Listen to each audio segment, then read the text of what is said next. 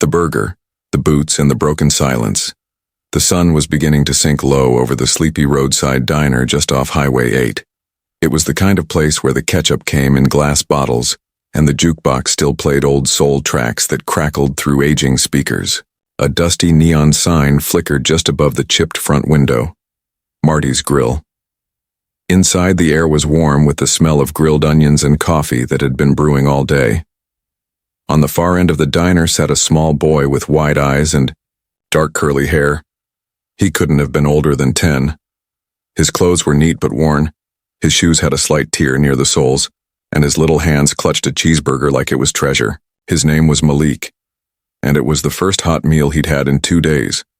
The waitress, Sandy, had slipped him the burger without saying much.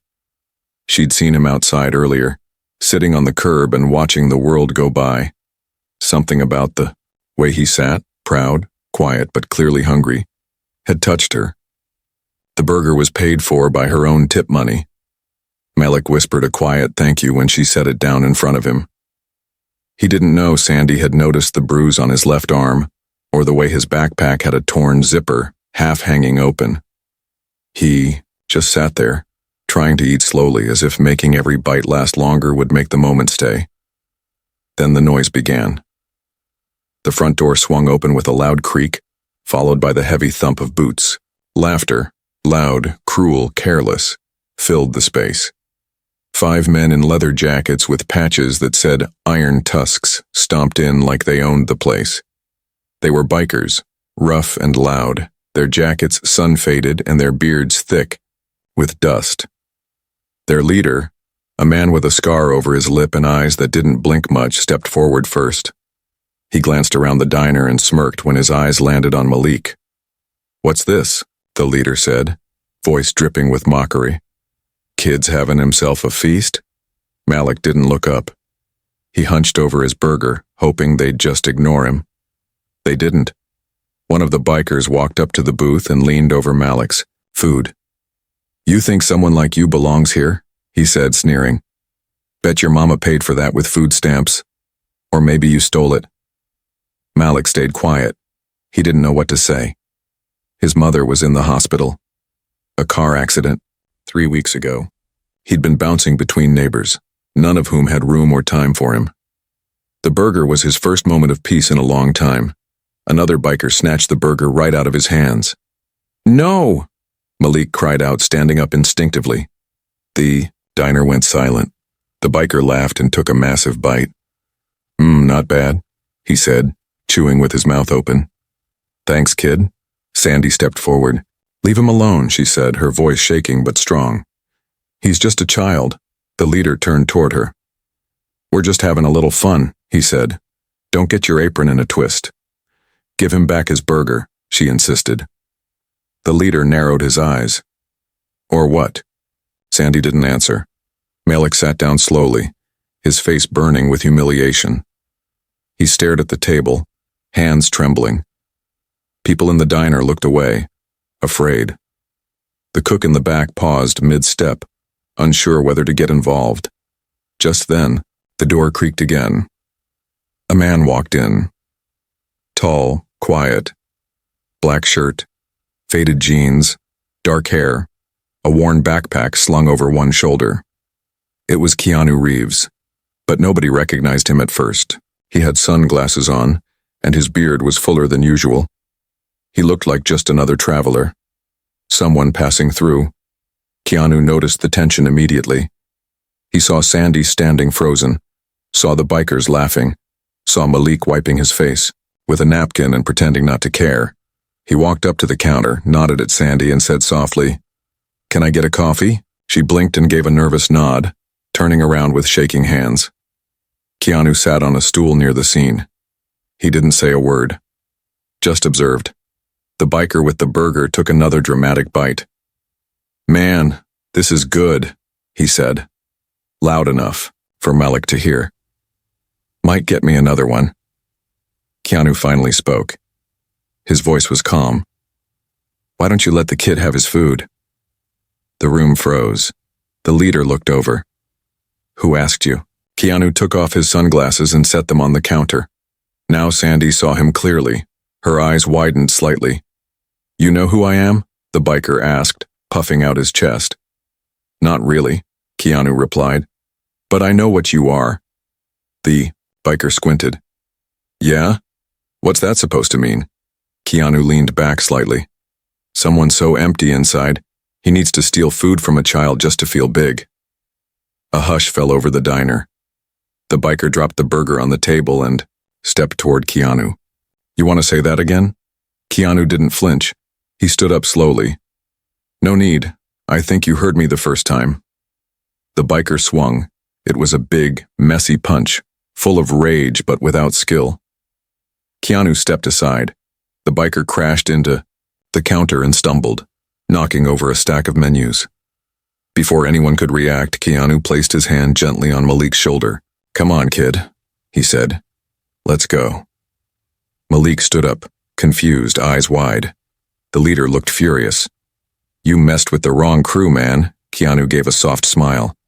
"Maybe, but you messed with the wrong kid."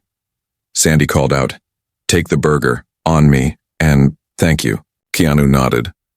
As they stepped outside, Malik turned to him and whispered, "Who are you?" Keanu looked down at him and said, "Just someone who hates bullies." They walked across the parking lot, away from the diner. But the story didn't end there. In fact, it had only just begun. Because what Keanu didn't know, what no one could have known, was that this moment would spark something bigger than either of them ever expected. Something that would bring secrets into the light, unite strangers, and change a town forever. The silence after the storm. Malik sat in the passenger seat of Keanu's black Mustang, hands still trembling slightly. The burger rested on his lap, now untouched. He hadn't said a word since they left the diner, but he kept stealing small glances at the man driving beside him, trying to understand who he was and why he cared. The sun had nearly vanished now, casting long orange shadows across the cracked road. The hum of the engine was the only sound between them for a while. Keanu didn't push him to talk. He just drove slowly, watching the road, letting the silence breathe. Finally, Malik spoke. "Are they going to come after us?" Keanu shook his head. "No. They're cowards. They only act strong when they think no one will stand up to them." Malik looked out the window. "They took my food like it meant nothing." Keanu glanced over. "It meant something to you. That's all that matters." They pulled into a quiet rest stop off the highway. There was an old picnic table under a tree and a vending machine nearby humming with weak light. Keanu parked and turned off the car. "Let's eat," he said. Malik hesitated. "Here?" Keanu smiled gently. "You gotta eat sometime. Might as well eat with a view." The boy climbed out, still holding his burger like it might disappear again. They sat together at the picnic table, and this time, Malik ate without fear. Bite after bite, slower now, savoring every taste. Keanu didn't eat. He just watched, making sure no one disturbed him. "What's your name?" Malik finally asked. "Keanu," he said. Malik blinked. "Like the actor?" Keanu chuckled. "Yeah, like the actor." "You are him, aren't you?" Malik said, his voice rising, a little with disbelief. Keanu leaned back. "Yuppie, why would someone like you help someone like me?" Malik asked. "You're famous, rich." Keanu looked at him seriously. "I wasn't always, and even if I was, it wouldn't change what's right." Malik went quiet again. The wind rustled the trees above them. "What happened to your mom?" Keanu asked softly. Malik's eyes dropped to the table. "Car crash. 3 weeks ago. She's in the hospital still. They say she might walk again, but we don't know. I've been staying at Miss Carroll's place, but she has 6 kids and barely any money." Keanu nodded slowly. "You've been through a lot." Malik looked up. "Yeah. But that burger." For a few minutes, it felt like everything was normal again. Keanu gave him a thoughtful look. "Normal is overrated. But peace? Peace matters. Safety matters. And you should feel both." Malik stared at him. "But I don't. I feel small." Keanu didn't answer right away. Instead, he reached into his backpack and pulled out a small wooden coin. It had a symbol etched into it, a circle with a small flame in the center. "Was given this a long time ago," Keanu said, "by a man who saved my life. He told me it meant courage, not the loud kind, the quiet kind, the kind it takes to get up after the world knocks you down." Malik held the coin, running his fingers over the carving. "You're stronger than you think," Keanu added, "and you're not alone anymore." Just then, headlights pulled into the rest stop. Keanu stood slowly, his body tense. A black truck parked crookedly nearby, and 3 figures stepped out. 2 men, 1 woman, none of them the bikers from earlier. They looked older, sharper, and more dangerous. One of the men had a tattoo on his neck that said vengeance. Keanu stepped in front of Malik instinctively. "Problem?" he asked calmly. The tallest man sneered. "You humiliated our boys back at the diner. Now they're licking their wounds and telling stories. You made us look weak." Keanu stayed still. "You did that to yourselves." The woman pulled a switchblade from her coat and flipped it open, the sound cutting the silence like glass breaking. Malik held his breath.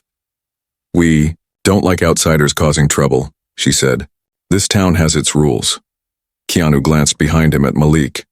"Stay behind me." The first man stepped forward. "You're gonna wish you kept driving." Keanu raised his hands slowly, not in surrender, but readiness. "You're not the first threat I've faced," he said, "and you won't be the last. But let me tell you something. Hurting a child to prove your pride? That's weakness. And I don't bow to weakness." The fight was quick. Keanu moved like water, dodging and redirecting. The blade never touched him. One by one, the attackers hit the ground, not hard enough to be seriously hurt, but enough to send a clear message. Malik watched in awe. It was like something out of a movie, but it was real. Every move was precise. No anger, just control. The final attacker crawled back to the truck. "This isn't over," he shouted. Keanu didn't answer. He just stood there, breathing slow, making sure Malik was still safe. When the truck sped off into the night, silence returned. Malik walked up beside him, eyes wide. "You're like a real hero." Keanu smiled slightly. "No, I'm just a man who doesn't like bullies." They returned to the picnic table. Malik finished his burger. "You know," Keanu said after a while, "we can't just keep running. That town, those people, someone needs to stand up to them." Malik looked at him. "You mean, go back?" Keanu nodded. "Not for revenge, for justice, for peace." Malik hesitated. "They'll hate us." "Maybe," Keanu replied. "But if we stay quiet, they win." A new strength flickered in Malik's eyes. Something deep, something rooted. "Okay," he said. "Let's go. Back." And just like that, something shifted. A scared boy and a quiet man had found each other by accident, but their purpose had become clear. They weren't just going to fight back. They were going to change everything. And the town that thought silence meant power, was about to be reminded what real courage looked like. The return to a broken town, the sky over the town of Ridge Creek looked calm the next morning. But beneath the surface, tension was rising. Keanu and Malik stood at the edge of the gas station on the town's south road. Malik had slept in the Mustang, curled up in a blanket Keanu kept in the trunk. His face looked more rested than it had, in weeks, but his eyes still carried the weight of someone who'd grown up too fast. Keanu was sipping coffee, staring at the distant buildings. "Are you sure about this?" he asked gently. Malik nodded. "You were right. If we don't speak up, they'll keep doing this to others." Keanu gave him a small nod of respect. "Then we start with the truth." They walked into town side by side. Ridge Creek looked normal from the outside. Small businesses lined the street. A barber shop, a post office, a hardware store. But there was something else underneath the surface, and a kind of watchfulness, like people had learned to keep their heads down, to look the other way. When they passed the diner, Sandy was just opening the doors. Her face lit up when she saw them. "You came back," she said, surprised. "We had to," Keanu replied. Sandy looked around nervously. "They've been talking. The Iron Tusks are furious. They said you embarrassed them in front of the whole town." Keanu tilted his head. "Then it's time to show them what real strength looks like." Inside the diner, Sandy poured them each a cup of coffee. She handed Malik a fresh plate of pancakes without a word. He smiled shyly. "You know," Sandy said, sitting down across from them, "this town used to be kind. People helped each other. But the bikers, they came 5 years ago, started small on a few threats, some graffiti. Then they took over. And no one stood up?" Keanu asked. "Some tried," Sandy said. "But the sheriff, he's scared of them. Or maybe worse." Keanu's eyes narrowed. "He's helping them?" "He says he isn't," Sandy said. "But every time someone speaks up, something bad happens. Tires slashed, windows broken, folks just stop trying." Malik looked up. "So what do we do?" Keanu leaned forward. "We tell your story." They didn't wait. Keanu called a friend in Los Angeles, a journalist named Elena who owed him a favor. By noon, she and a cameraman had arrived in town with equipment and quiet determination. When she saw Malik, she knelt down to his level. "You're very brave," she said. "I'm going to help you be heard." They filmed in Sandy's diner. Malik sat at the same booth where it all happened. He told the whole story, not just about the burger, but about his mom in the hospital, about living with Miss Carol, about feeling invisible. His voice shook at times, but Keanu sat beside him the whole time. "Why now?" Elena asked at the end. Malik looked at the camera. "Because if they did it to me, they'll do it to someone else. I want to stop them." The video was uploaded that night. What happened next shocked everyone. Within 12 hours, the video had over 2 million views. People began commenting, sharing it, tagging officials and news outlets. Hashtags started trending. Stand with Malik, Keanu protects, and Ridge Creek Truth.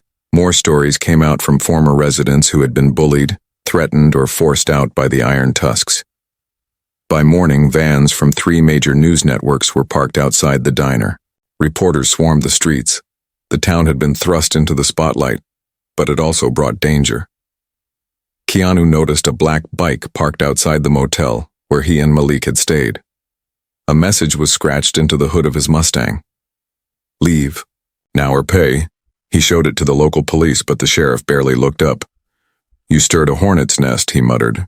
"Maybe it's best you leave town." Keanu stepped closer. "Or maybe it's time you start doing your job." The sheriff looked away. That night, Malik sat with Keanu on a bench near the town square. "Did we do the right thing?" Malik asked. "Yes," Keanu said firmly. "Even if it's hard, even if it's scary." Malik looked at the stars. "I miss my mom." Keanu placed a hand on his shoulder. "She'd be proud of you." Just then, Sandy came running toward them. "You need to come with me," she said breathlessly. "What's wrong?" Keanu asked. "Someone broke into the diner," she said. "They smashed everything." They followed her to the scene. Windows shattered, chairs overturned, ketchup and sugar dumped everywhere. On the wall, written in spray paint, "Traitors get burned." Malik stared in horror. It was his booth, the place where he first felt safe, that was hit the worst. Keanu clenched his jaw. Not in rage, in resolve. "They think fear will stop us," he said. "But they've already lost, because the whole world is watching now." As if on cue, a group of strangers began arriving. Young people from neighboring towns, activists, families, supporters. One woman handed Sandy a fresh tablecloth. Another brought flowers. Someone else swept the glass. They were rebuilding. Together. And for the first time in years, Ridge Creek felt different. It felt hopeful. But the Iron Tusks weren't done, because deep in the shadows of the old lumber mill, their hangout spot, plans were being made. Plans that would test everything Keanu, Malik, and the town had just begun to rebuild. Ashes and embers be morning, Ridge Creek had turned into a place people could no longer ignore. News crews lined the sidewalks. Teenagers held signs outside the diner that said "Justice for Malik." An old man handed out coffee to strangers. The smell of fresh paint floated from Marty's grill as volunteers helped Sandy patch the walls and replace broken windows. Malik stood beside Keanu outside the diner, watching it all unfold. He felt something strange in his chest. It wasn't fear. It wasn't sadness. It was something new. Something he hadn't felt since his mom got hurt. Hope. "Look what you started," Keanu said softly. Malik turned to him. "We started it." Keanu smiled. "You're right." But while the streets buzzed with energy and change, a different storm was brewing at the edge of town.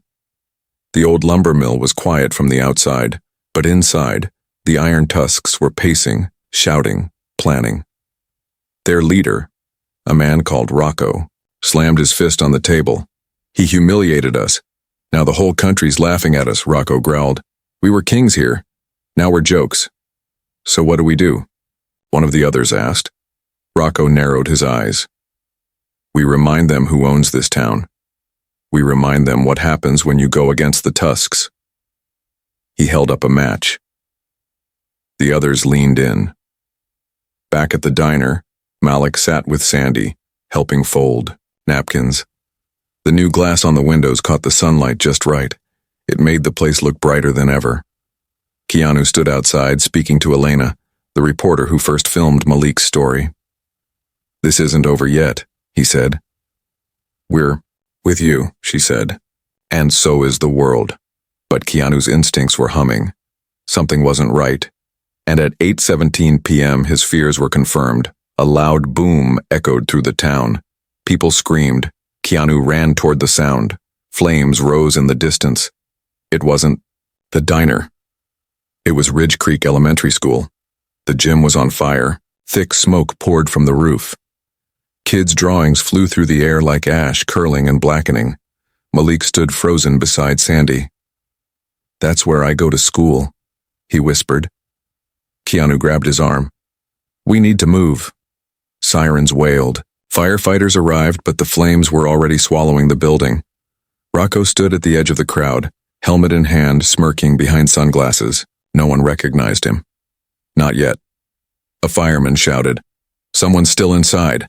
Keanu didn't hesitate. Before anyone could stop him, he ran toward the building and disappeared into the smoke. Malik cried out, "Keanu!"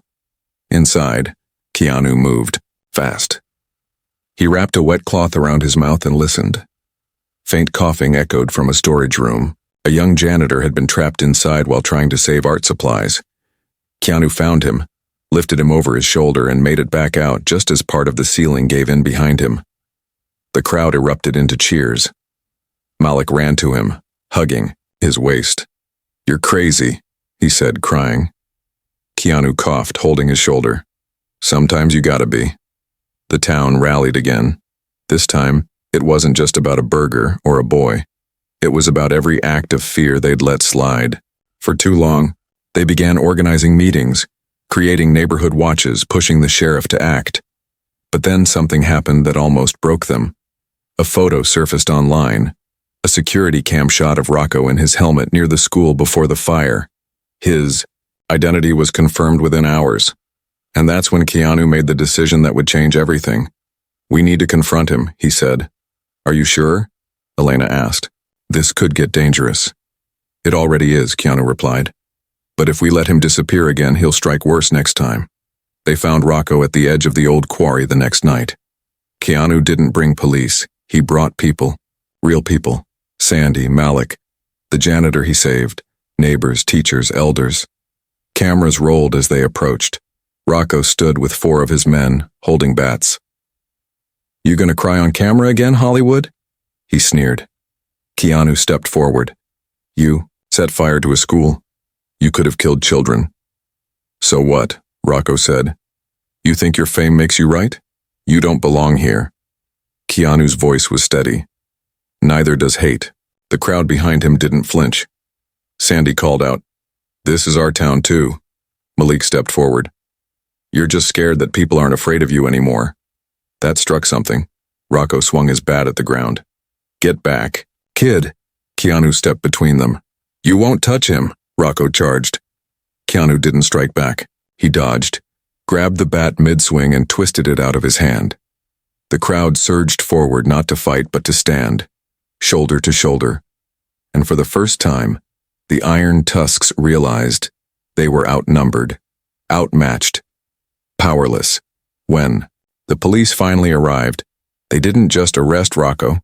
They arrested every member of the gang that had committed crimes with evidence now out in the open, thanks to stories, footage, and the community finally refusing to stay quiet. As Rocco was handcuffed, he locked eyes with Keanu. "You ruined everything," Keanu answered. "No, we rebuilt it." The next morning, Malik visited the school ruins. All that remained were ashes, pieces of books, and a melted basketball hoop. He knelt down and placed Keanu's wooden coin, the one with the flame, in the center of the charred floor. Symbol of courage. A promise that this would never happen again. Sandy placed a hand on his shoulder. "What now?" she asked. Malik stood. "We keep going." And they would, because a town once ruled by fear had found something stronger than hate. It had found its voice, and it started with one boy and one man who refused to look away. The courtroom and the coin. 3 days after the fire, the town of Ridge Creek sat on the edge of a storm, not of smoke or flames this time, but of truth. Rocco and his gang were behind bars now, awaiting trial. But the real battle was just beginning. The trial wasn't only about the fire, or even the stolen burger. It was about fear, about years of silence, and whether Ridge Creek would choose courage this time. Keanu sat with Malik in a quiet corner of the diner. The new windows were in, the booths cleaned, and the jukebox played. Again, but something still weighed heavy in the air. "They say I have to testify," Malik said softly. "I don't know if I can." Keanu looked at him carefully. "You don't have to do anything you're not ready for." Malik's fingers traced the edge of his cup. "But if I don't speak, what if they don't believe what happened?" Keanu leaned forward and placed something on the table. The wooden coin. Malik stared at it. "You remember what this means?" Keanu asked. Malik nodded. "Quiet courage." "That courage," Keanu said, "isn't about shouting the loudest. It's about standing up even when your voice shakes." Malik swallowed hard, then picked up the coin and slipped it into his pocket. "Okay, I'll speak." The courtroom was small but packed. Press lined the back wall. Community members filled the pews. Malik sat beside Sandy, dressed in a clean button shirt that was a little too big. Keanu stood nearby, his presence calm and steady. Rocco sat at the defense table in an ill-fitting suit, smirking like the walls couldn't touch him. The judge entered. Silence fell. The trial began. Witnesses were called. The janitor, Keanu, had rescued Sandy, even Elena, the reporter. Each painted a picture of what the Iron Tusks had done. Threats, destruction, control. But everything shifted when Malik was called to the stand. He stood, small but unshaking, and walked to the front. The prosecutor asked him questions gently. Malik answered in simple words, about the burger, the stolen food, the taunts, the fire at his school. His voice quivered at times, but he never stopped. Then the defense lawyer stood up. He tried to twist Malik's words to make him seem confused or coached. "You're just a child," the lawyer said, pacing. "How can we trust your memory?" Malik's lips parted, unsure. Keanu stood slowly in the back, not to interrupt, just to remind the boy he wasn't alone. Malik's hand slipped into his pocket and closed around the wooden coin. He looked straight at the lawyer. "You don't have to trust me," Malik said. "Just watch the video. The whole world already has." The courtroom went still. The lawyer sat down, silent. When Malik stepped off the stand, people began to clap, soft at first, then louder, until the judge had to call for quiet. Keanu met him at the aisle and bent low. "You did it," he whispered. The verdict came 2 days later. Guilty. Rocco and several gang members were sentenced to prison for arson, intimidation, and assault. The rest were ordered to leave Ridge Creek for good. The sheriff, under pressure, stepped down. A new acting chief was appointed, a young woman named Deputy Torres, who had once tried to report Rocco herself, but was silenced. Now she had the badge and the town's trust. At the diner, the entire town gathered that night. It wasn't a party, not quite, but it was something close. Laughter returned. Music played. A little girl handed Malik a cupcake. "You're famous," she whispered. "You're the boy who changed Ridge Creek." Malik looked up at Keanu. "I didn't do it alone." Keanu raised his cup. "To Malik," he said. "The bravest one here." The diner cheered. But later, as the crowd thinned and the night grew quiet, Keanu sat on the hood of his Mustang, watching the stars. Malik joined him, legs swinging off the side. "Are you leaving soon?" Malik asked. Keanu nodded slowly. "Yeah. There are other places that need a little light. Will I ever see you again?" Keanu smiled. "Maybe not in person, but whenever you stand up for someone, whenever you speak even when it's hard, that's me standing with you." Malik looked down. "Can I keep the coin?" Keanu chuckled. "It was always yours." A long silence settled between them, not heavy when peaceful. Then Malik said, "Thank you." Keanu looked at him with kind eyes. "No, kid, thank you." They sat in the night, not as a celebrity and a fan, not as a man and a boy, but as two people who had found something rare and true in the ashes of injustice. And though the world would keep turning, and the headlines would fade, Ridge Creek would never be the same.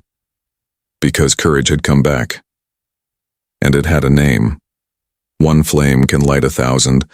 The days after the trial felt like spring after a long winter.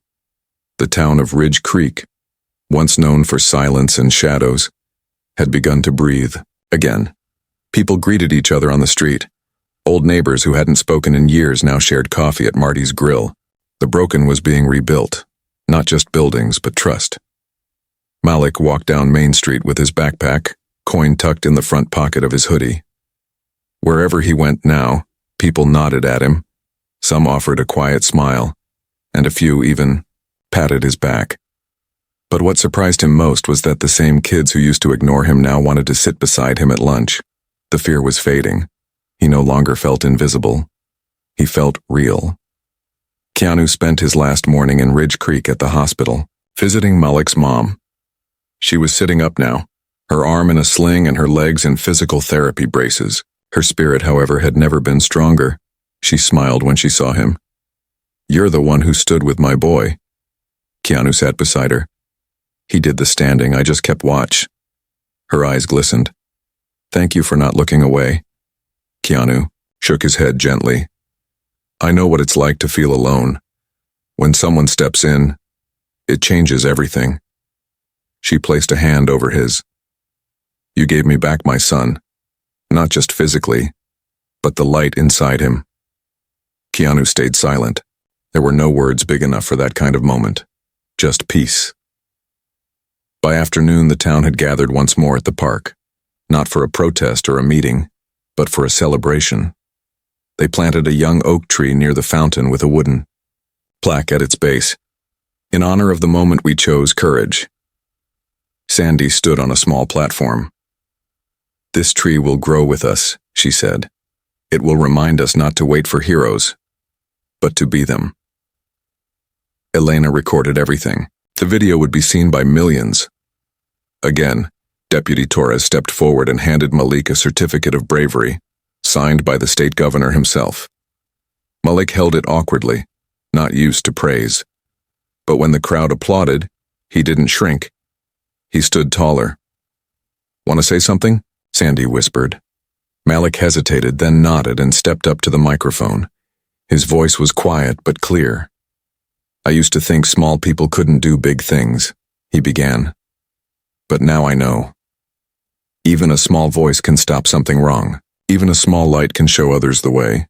He paused, then added, "And you don't need to be a movie star to be a hero. You just need to care."